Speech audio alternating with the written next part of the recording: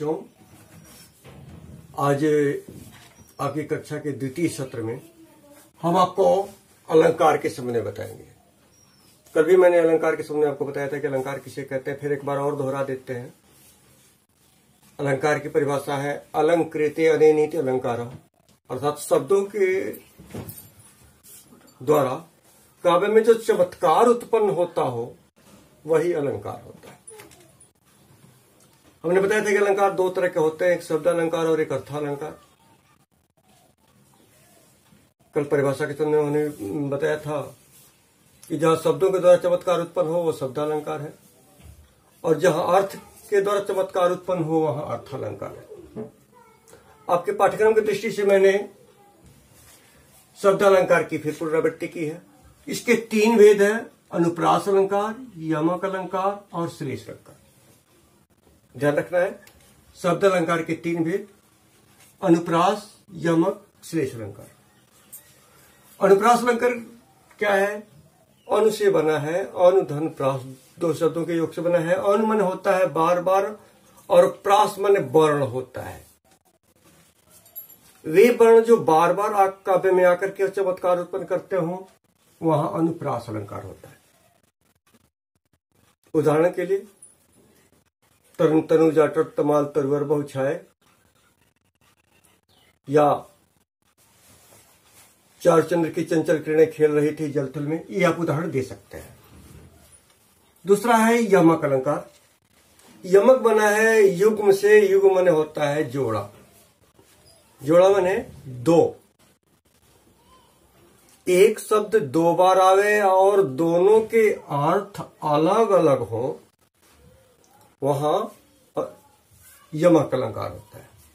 यमक, ध्यान रखें, यमक बना है युग्म से, युग्म माने होता है जोड़ा। एक शब्द दो बार आवे और दोनों के अर्थ अलग अलग हो वहां यमक अलंकार होता है। इस बात का ध्यान रखें, यमक माने जोड़ा। उदाहरण के लिए कनक कनकते सौगुनी मादकता अधिकाय, या खाए बौराए जग, या पाए बौराए, या तीन बेर खाती ते तीन बेर खाती है। यहां तीन बेर दो बार आया है। प्रथम अर्थ में तीन बार के अर्थ में तीन टाइम, और दूसरे बेर के अर्थ में तीन बेर, फल वाला बेर। जो तीन बार खाती थी वो तीन बेर तीन टाइम, या अब परिवर्तन कर सकते हैं, जो तीन टाइम खाती थी वो तीन बेर खा के गुजारा करती है।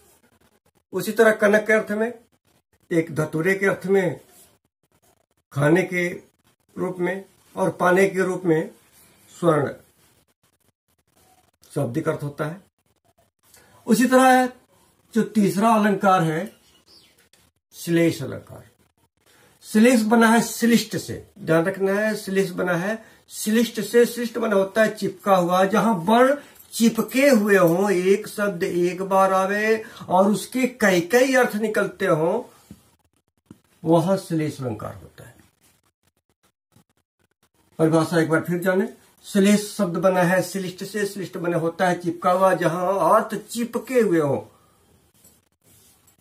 अर्थात एक शब्द में कई अर्थ निकलते हो वहां श्लेष अलंकार होता है। उदाहरण के लिए चिरजी में जोरी जुगल, क्यों स्नेह गंभीर, को घटिए वृख भान जावे हलदर के वीर। बड़ा ही उत्तम उदाहरण है ये। यह चिरजी में जोरी जुगल, क्यों स्नेह गंभीर, को घटिए वृख भानु जा।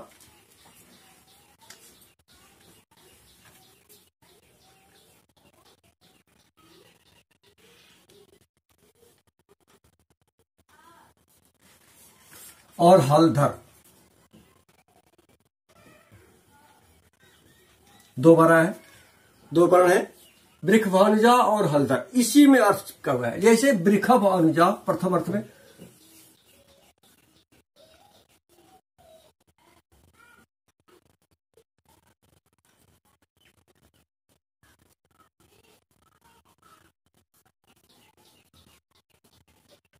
एक वृक्ष नक्षत्र है उसके अर्थ में, एक वृक्षभानु है,